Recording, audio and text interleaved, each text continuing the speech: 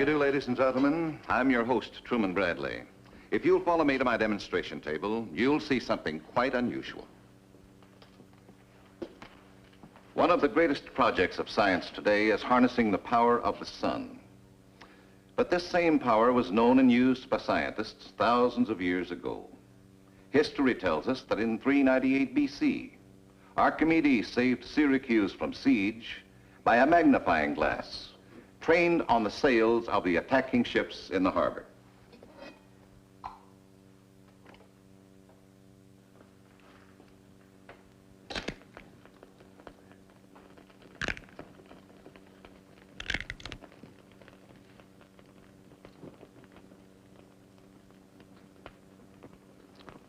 The ships were destroyed just like these, by the concentrated rays of the sun igniting the sails.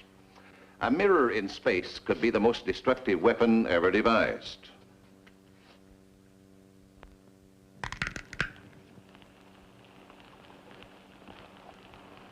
Guided by the principles of the sun, science has developed different radiation techniques which can be used for the benefit of mankind, like this modern invention.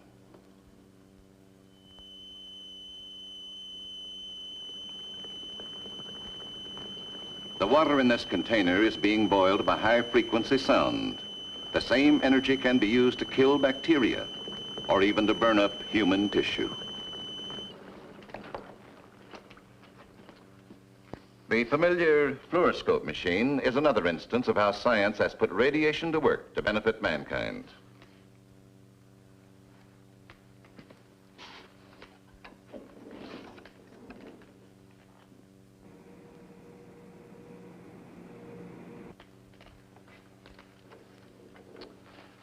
But science hasn't even scratched the surface of this new and fascinating field.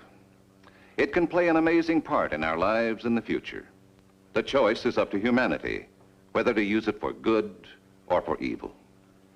Which brings us to the theme of our story, one which I hope you will enjoy.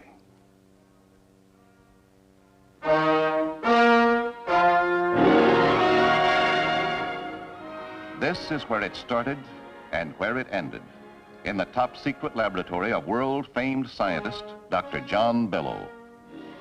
The usual precautions had all been put into effect. The electrically charged fence, the security guards. Nothing was expected to happen. They thought they were prepared for anything.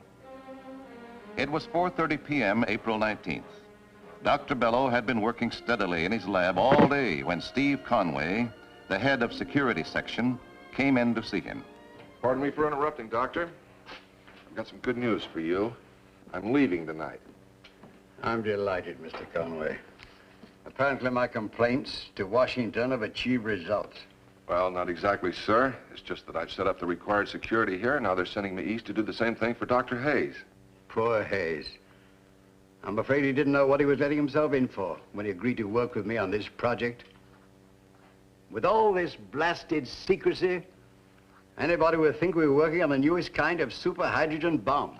No, sir. From the little I've seen of your work around here, I'd say it was far more important. Well, why the devil won't you facilitate matters by letting me and Hayes work together as we should? I'm sorry, Doctor. I know it's an inconvenience, but it's much safer this way. Safer? Huh. You security people make me laugh. Always hunting for spies. Were you expecting a call? No, of course not. That's funny. Washington agreed to communicate with us only by courier. Nobody else could have the number. Hello? Is this 727J? Yes? May I speak with Dr. John Bellow, please? Who's calling? I am afraid the doctor would not know my name, but it is very important that I talk with him. It concerns the project he is working on. Just a minute. I'll see if Dr. Bellow's here. Count up to 10 seconds before you answer. Keep him talking as long as possible. Did you check the automatic control? Yes, sir. The call's been traced now. Hello? This is Dr. Bellow. How do you do, Doctor? You do not know me, but it is very important that I see you. Will you be there? in the next half hour. Well, yes. But I don't understand. How did you know I was here? Who are you? See how fast you can get me a report on that call. Doctor, you're going to have to leave here immediately. That's ridiculous. Certainly no spy would give advance warning by telephoning. I'm sorry, sir. Those are orders. I was told you were here to protect me, not to run my life. Well, I'm afraid that doing one necessitates doing the other. Now, our orders were to relocate you without delay if your presence here were discovered. I'll give you 5 minutes to get your things together. What about the man who phoned? Aren't you going to wait to see him? We'll try to intercept him. Captain, may I see you a second? Yes, right away. 5 minutes, Doctor. Yeah. I just got the report. They traced the call to the hotel. The hotel? How can that be? The security section's taken over and there's no outsiders. Captain, the doctor! Dr. Bellow! What are you trying to do? Kill yourself? There was nothing that could be done. By the time they were able to get into the lab, nothing was left but ashes. Later that day, in the hotel in town, which the government had taken over for the project, a strange story was told. Oh, Jennings. This is Colonel Davis. Just flew in from Washington. I want you to tell him about the man that made the phone call. Yes, sir. I've been in charge of communications here at the hotel, sir.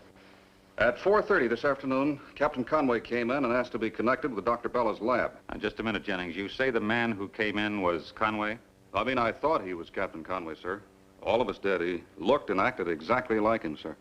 Who else saw him? There were 3 men off duty downstairs, plus the switchboard operator. They all saw him. They all thought he was Captain Conway. Yet you knew that Conway was staying at the house, didn't you? Yes, sir. But he could have come into town. But there was no reason for us to suspect that anything was wrong. I see. Go on. As I said, he asked to be connected with the lab. I instructed the switchboard operator to get the number. Where did this man talk from? From the desk, sir, right next to the switchboard. Then you heard every word he said. Yes, sir, we all did.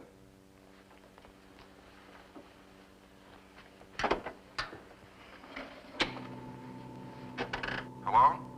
Is this 727J? Yes? May I speak with Dr. John Bellow, please? Who's calling? I am afraid the doctor would not know my name, but it is very important that I talk with him. It concerns the project he is working on. A conversation as strange as that didn't make any of you suspicious? No, sir. The first thing a man in security learns is never to ask questions of his superiors. It seemed to us that Captain Conway was merely testing the alertness of security at the lab. After the phone call, what happened? Captain Conway, that is the man who impersonated him, hung up and left the hotel. Did he walk away, drive, or what? None of us noticed, sir. And the fact that the impersonator's voice wasn't the same as Conway's didn't arouse your suspicions either? No, sir. We assumed he was deliberately disguising his voice so he wouldn't be known at the other end. Don't repeat any of this, Jennings. No, sir. Well, what have we got? Phone call comes in for Bellow. A few minutes later, a fireball destroys his lab, cremating Bellow and destroying all his papers. Oh, that's all, Jennings. Thank you. Yes, sir.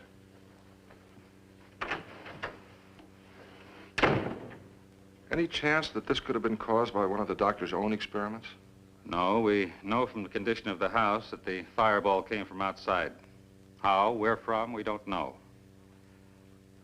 Steve, how much did you know about the doctor's work? Just that he had a theory of a new energy source, a rocket propellant capable of interplanetary travel. It was more than a theory. It's workable. It can be completed within our lifetime, possibly even within a few short years. And we thought it was a well-kept secret. Some foreign agents must have learned about it and found somebody to impersonate me. And you were assigned here only 2 days ago. How could they find a man who not only looked just like you, but knew your habits all in the space of 2 days' time? That's true. Well, there's no logical explanation for any of this. Now, tomorrow, maybe, when we check the desert... They're transferring you, Steve. If Bellow was vulnerable, Hayes is even more so. He's the only other man who knows every phase of Bellow's invention. We need you there. 20 minutes later, a military plane was carrying security agent Steve Conway to a secret rendezvous on the East Coast. and to a meeting with the second most important scientist on the project, Dr. Charles Hayes. You see, the propellant is capped at close to absolute zero temperature. In this state, the molecules are at a standstill, not expending any energy. As we increase the temperature in the controls, the free energy also increases to explosive proportions like this.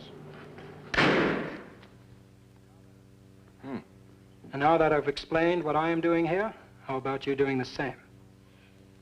I've already told you. Just routine procedure.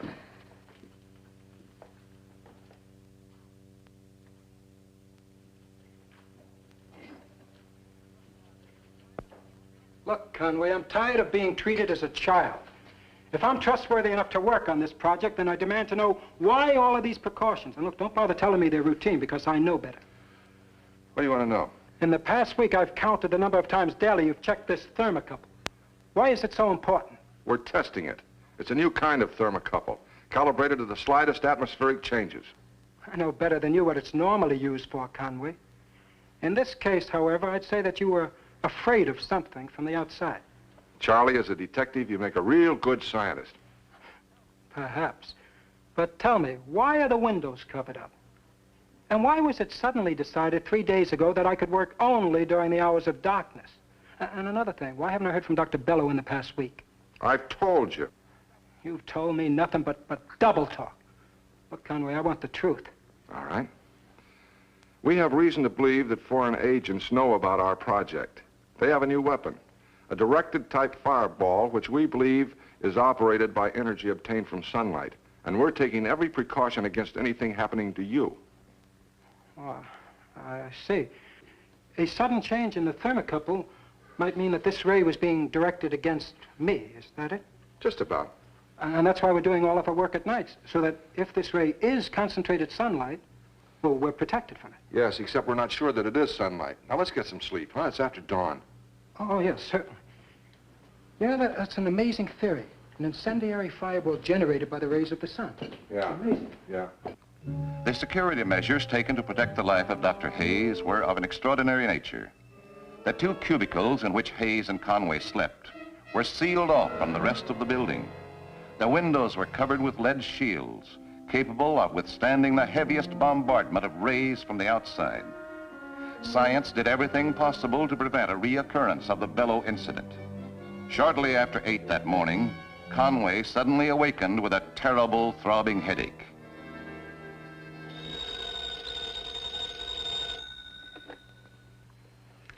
Hello. Dr. Hayes, please. Hayes? There's nobody here by that name. You must have the wrong number. Are you sure there's no Dr. Hayes there? Dr. Charles Hayes, the scientist? I tell you, fella, you got the wrong number. What number was it you were trying to call?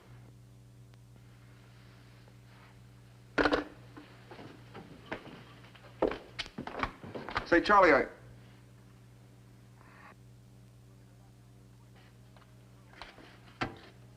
Get a doctor up here, quick. Send for Colonel Davis.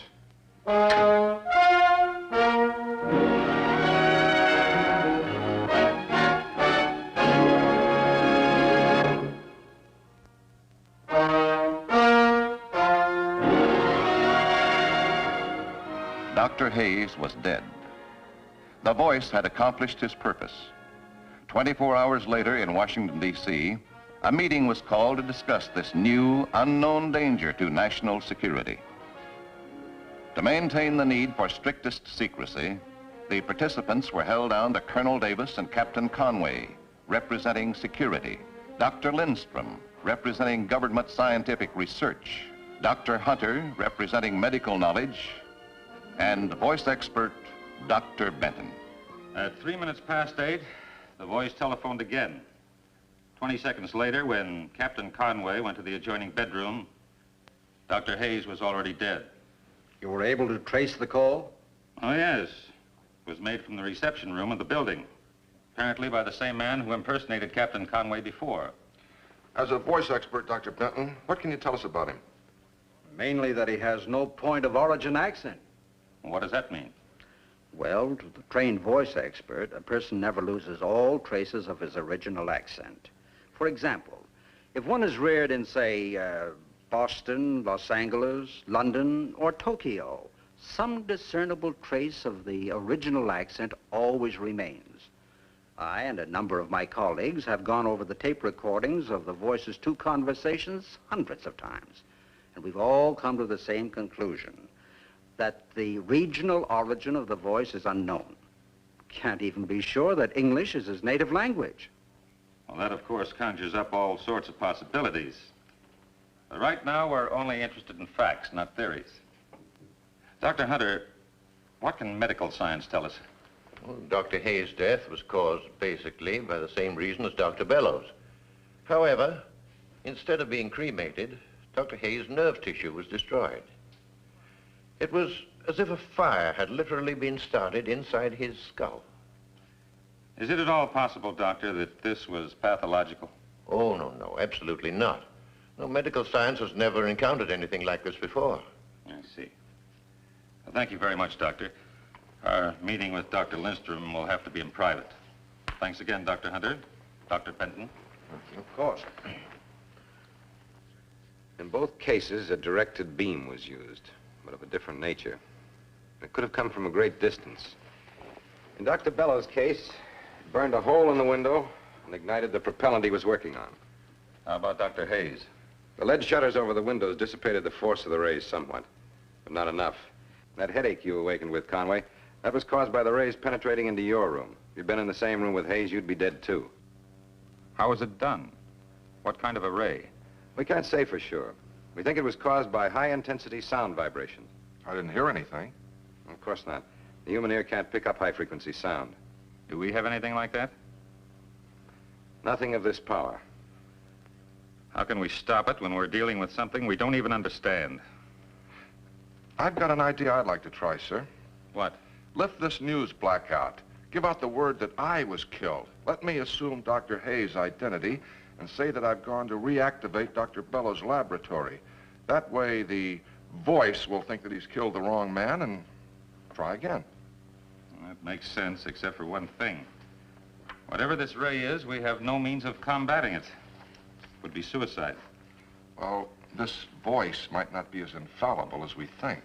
What do you mean? He used the telephone both times to find out if his intended victims were there. I find this almost childish for a trained saboteur. Maybe he had a reason. The first time, possibly, but using the phone the second time doesn't make sense. Especially his becoming rattled when I told him that he had the wrong number. No, it's too dangerous, Steve. Lindstrom said we have nothing that can stop these rays. Wait a minute. I think Conway's right. Maybe we can stop him with his own method. How? Look, it could be done with mirrors, parabolic mirrors. Well, we'll have to go back to Dr. Bellows' lab to show you what I have in mind. As dangerous as the plan was, it was still their only possible chance. Now it was no longer just this project that was at stake. If the Voice could destroy 2 scientists, he could destroy others. So they returned to the secret desert base. A series of mirrors were set up in the lab to reflect rays. A control which automatically registered heat or sound vibrations was connected to a computing machine. Within half a second, the computing machine could determine the exact angle of the beam and shift the mirrors into place so that the rays would be reflected back to the point of origin. Ready. We better get some sleep. We'll meet here again at dawn. Yeah. Listen, Doctor, what happens if this computing machine is wrong? Why worry? There won't be time for a second try. Yeah.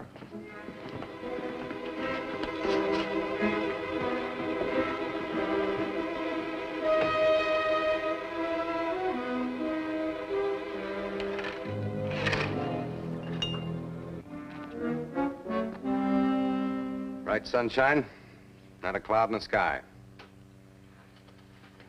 Let's leave the windows open, huh? All right. It's going to be another hot day.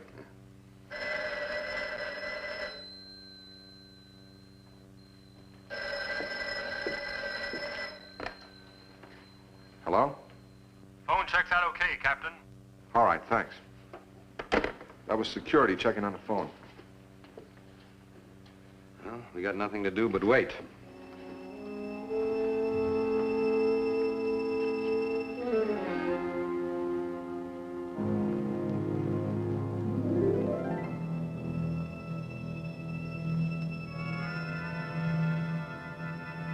almost 5 o'clock.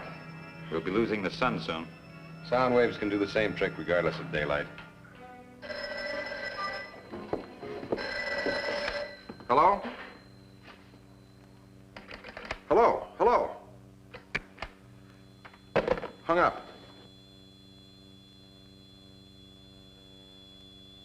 What is it? There's a slight rise in temperature.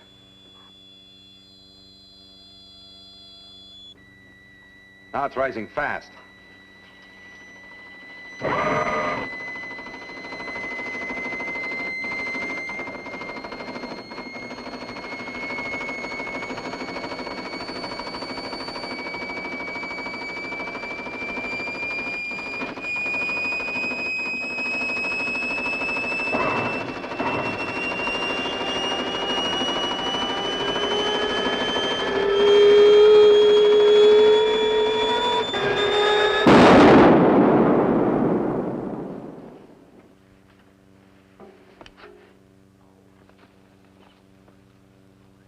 It worked.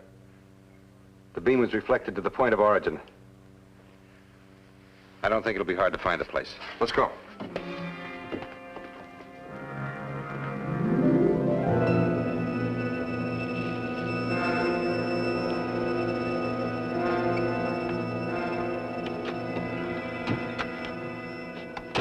Look, over there.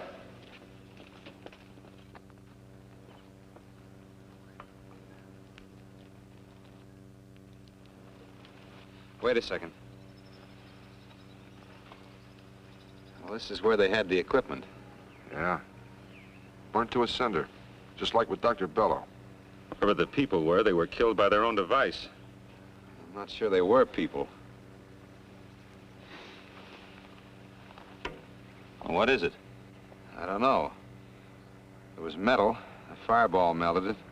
I don't think we'll find anything else. Let's get back to the lab.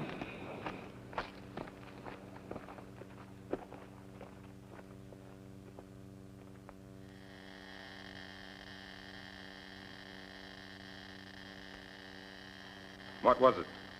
I don't know. I wish I did. There's no way of determining what its original shape or purpose was. All the spectrometer can do is tell us its elements. What are they? It's heavier than any metal we know. Now, how can that be?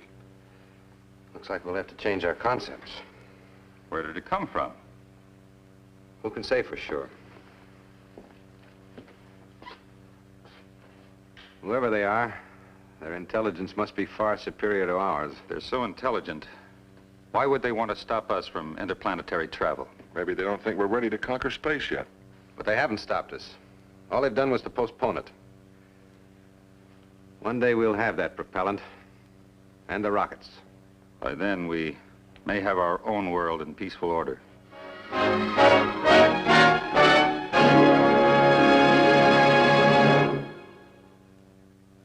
Was it enemy sabotage?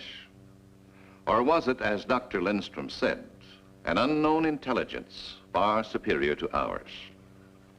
They never knew. It remained an unsolved mystery. This, of course, was only fiction.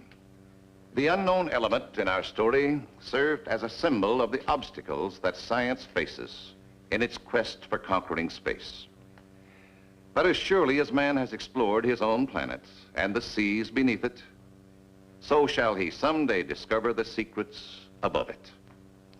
I'll be back in just a moment. I hope you enjoyed our story. We'll be back with you a week from today with another exciting adventure from the world of fiction and science. Until then, this is your host, Truman Bradley, saying, see you next week.